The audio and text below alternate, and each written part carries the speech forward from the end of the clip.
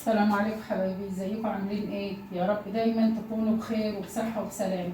اللهم صل وسلم وبارك على سيدنا محمد وعلى اله وصحبه اجمعين. النهارده الفيديو بتاعنا نعمل بقى ايه؟ جو مع الجو الشتاء ده، جو ساقعه والدنيا يعني الله يعين الفلسطينيين وقويهم بحق جاه النبي. هنعمل شويه شوربه عدس، طبق شوربه عدس عسل. تمام. الحله بتاعتي كانت مغسوله فحطيتها بس ايه تنشف من الميه اللي فيها كده. تمام. حته سمنه او حته زبده اللي متاحه عندك اعمليه. نقطه زيت صغيره حوالي معلقتين 3 كده.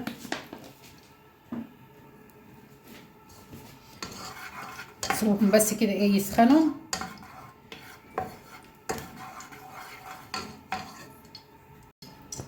معايا بقى كوبايتين عدس كده مغسولين ومتنضفين. الصلاة على النبي.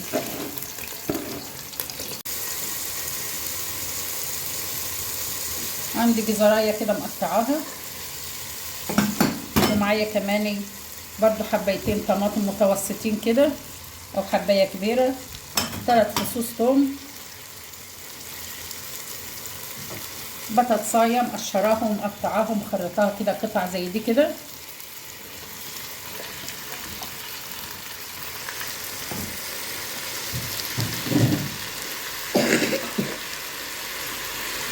عندي بصلايه،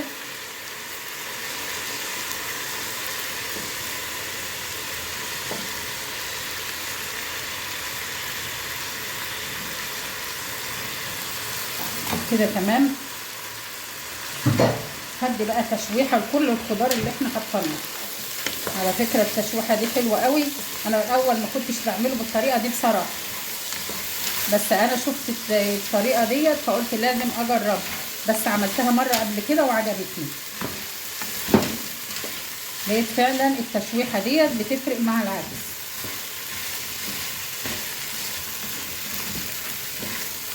الصلاه على حضره النبي. عندك بقى شوربه، عندك اي شوربه، شوربه فراخ، شوربه لحمه، اللي متاح عندك. ما عندكيش اعملي بميه. هضيف له سنه كده من الكاري، وممكن من الكركم، اللي موجود عندك الاثنين بيمشوا وبيزود القيمه الغذائيه بتاعته وكل حاجه. وسنه من الفلفل.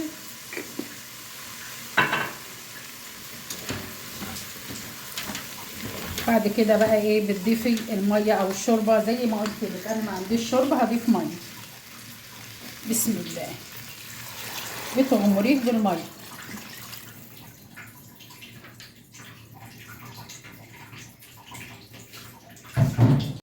واغطي عليه بقى واسيبه لحد ما يستوي. تعالوا نشوفه بقى كده. بسم الله ما شاء الله، بالصلاه على حضره النبي. كله استوى والحاجه استوت كلها بقت تمام ازاي. شوفي بسم الله ما شاء الله. هاخده بقى اضربه في الخلاط او بالهاند بلندر زي ما انت عايزه، اللي متاح عندك اعمليه. هطفي عليه بقى واضربه وانعمه خالص في الخلاط. مسكته ضربته بالخلاط كده زي ما انت شايفه. وعلى العين التانية معايا بصله مسكتها قطعتها جوانح كده، وشويه زيت او على حته سمنه او سمنه بس او زيت بس اللي انت حباه. وبمسكها احمر البصل ده كله، اخليه ياخد معايا اللون الحلو. بفضل بقى اقلب فيه كده لحد ايه ما يحمر معايا وياخد اللون الحلو. ياسين غاوي المطبخ وعلى طول واقف لي جنب البوتاجاز، عامل لي قلق بصراحه. خاف بس عليه حاجه تطرطش عليه حاجه كده حاجه، مفيش فايده، بس هو مصر يقف جنب البوتاجاز.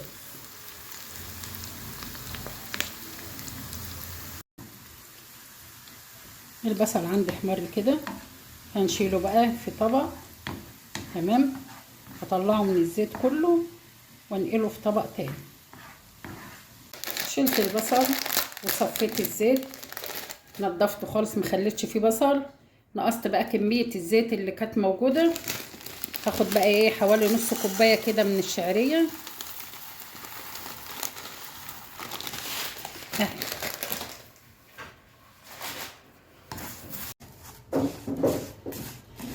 خلي الشعريه تاخد معايا اللون كده الحلو، ما تغمقهاش قوي علشان ما تمررش معاكي. والبصل بتاعنا بقى جاهز.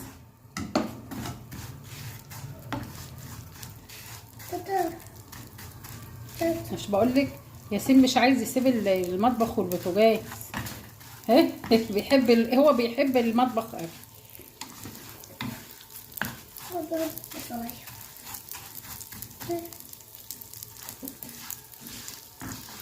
خلاص كده احمرت معايا، هي دخلت اللون الحلو بتاعها. هنزل بها على هنزل بها على العدس. الصلاة على حضرة النبي.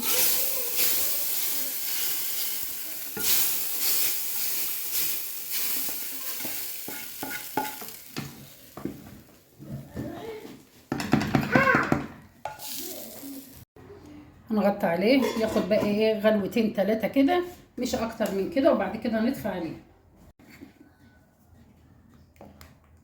لقيتيه تقيل معاكي، القوام بتاعه تقيل معاكي، ممكن تخففيه بشويه ميه بشويه شوربه، اللي ما متاح عندك اعمليه. تمام. بضيف بقى هنا ايه شويه كده من الفلفل، احنا كنا ضفنا شويه في الاول. حطي كمان شويه من الكمون.